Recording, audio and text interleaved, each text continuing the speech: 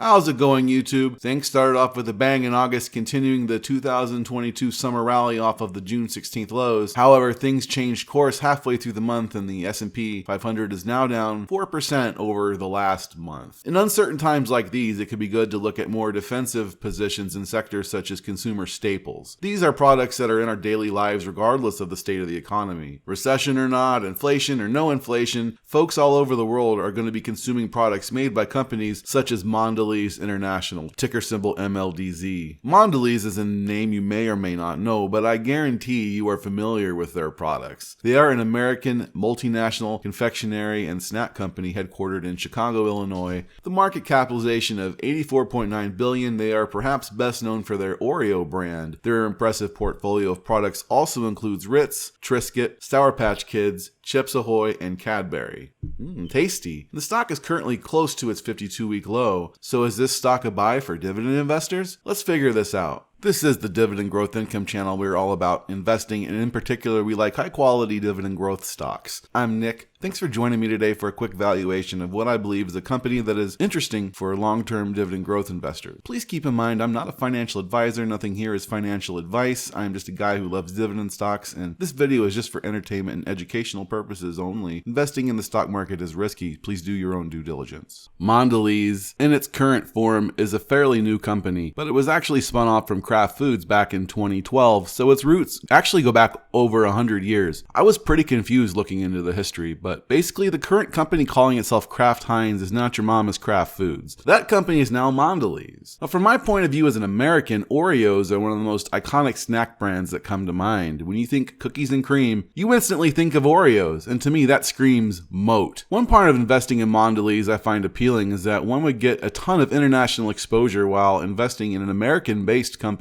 Indeed, 75% of Mondelez's business is done outside of North America with products sold in 150 countries. They have brands across 5 different product categories: biscuits or cookies, chocolate, gum and candy, beverages, and cheese and grocery. As a dividend stock, the stats are pretty solid at first glance. Currently, the company is shelling out 38.5 cents per share every quarter, paid in the months of January, April, July, and October, totaling $1.54 annually, putting the current yield at just about 2.5%. This yield is a bit higher than its historical 5-year average. The average annual dividend growth rate over the last 5 years is 13%. This is quite nice for a company in the consumer defensive sector. And with a payout ratio below 50%, I see no reason these dividend increases can't continue at a solid clip. Mondelez announced their last dividend increase on July 28th, 2022, raising their dividend by 10%. Mondelez has been increasing their dividend for 8 years, so it's been raised every year since their spinoff from Kraft Foods. Simply Safe Dividends provides a safety score of 66 and is rated as safe. One thing to note, the ex-dividend date is coming up from the time of publishing this video, so if you want Mondelez dividends, maybe to cover your next Oreo fix, you gotta get them by September 29th, 2022, and that dividend is going to be paid out on October 14th. Looking at their revenue, it looks like they had a rough start after their spinoff, but the revenue has been growing for the last few years, albeit slowly. It's nice to see they also are buying back their shares. The share count has been on a very steady decline since their 2012 spinoff from Kraft Foods. Historical performance has been respectable, a 5-year total return of 65.76% and a 10-year total return of 172.25%. However, Mondelez has been underperforming the S&P 500 for those time frames. But if we look at the last year, Mondelez has actually been outperforming the broader market. Over the last year, the total return for Mondelez is 1.69%, while the S&P is down 11% over the last year. So this is a company that gives us a combination of dividend income growing at an above average rate and a safer place to invest in volatile times such as these.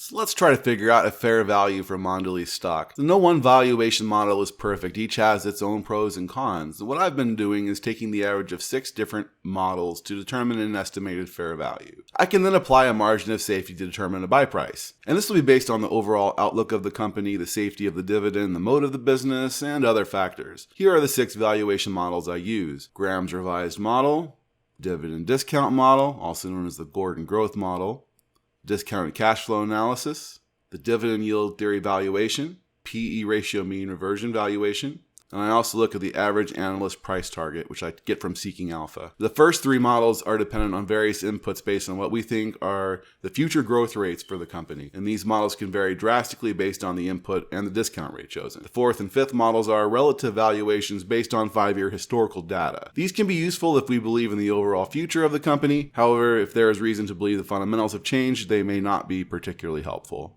So you may have seen this little valuation tool I'm working on in Google Sheets. It's still a work in progress, but I got it so we can see everything on one screen here at once. The light blue fields are my inputs. I'm adding the stock ticker MDLZ, giving us our current share price of $60.73. I've added the current forward PE ratio of 20.5 and the current forward earnings per share of $2.96. I assumed an estimated growth rate of 6.4% for Graham's revised valuation, and I get this from Yahoo Finance. I use 3.62% as the current yield of the AAA 20-year bond. This value has been going up over the last year, and the higher it gets, the lower the value for these valuations go, because rising bond rates and the perception of safer returns there as those rise. Now, this provides a fair value of 48.21. Now, had this been 1 year ago when the rate was closer to 2.5%, then this valuation would be up a lot higher. The fair value would be $69.81. So this is a good thing to keep in mind when you're using this particular valuation method. It's really weighted towards the bond yield. And for my dividend discount model analysis, the historical 5% annual growth rate has been 13%. Going forward, I'm going to be a little more conservative and assume a 6% growth rate, and we use a discount of 8%. This gives me an estimated fair value of $81.62. So this looks nice from a dividend investor's perspective. Moving on to discounted cash flow valuation, I use the following metrics after doing a little bit of due diligence: 3.5% estimated growth rate for the next 5 years, a 2.5% perpetual growth rate, as well as a discount rate of 8%. This is a snack food company. They're not going to be able to grow their cash flow at a massive rate. Now, using last year's free cash flow, which is around $3.4 billion,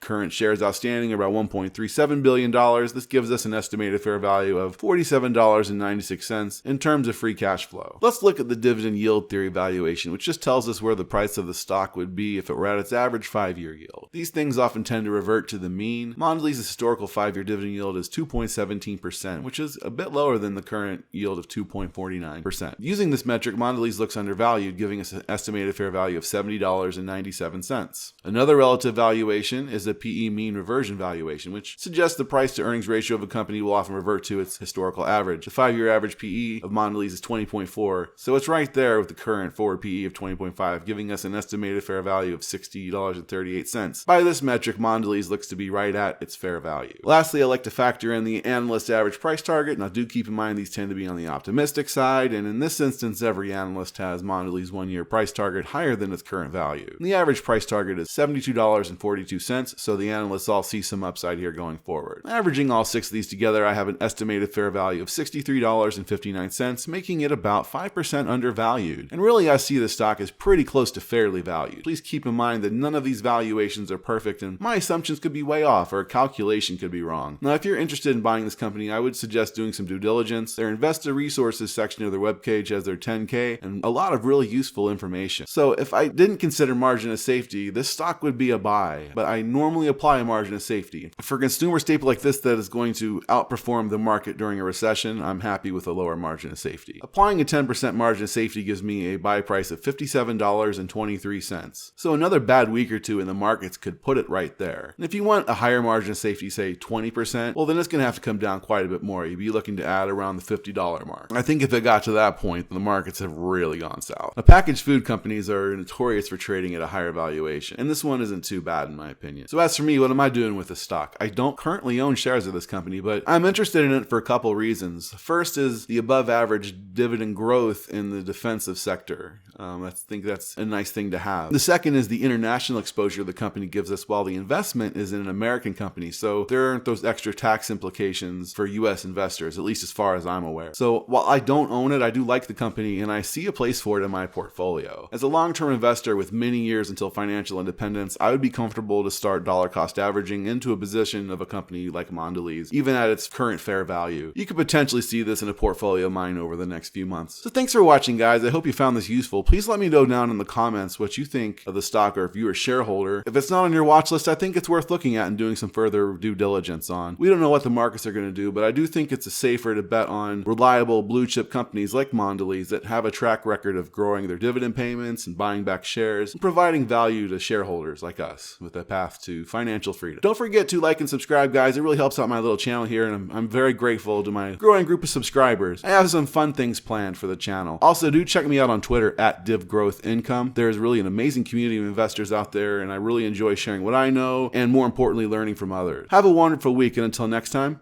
keep investing.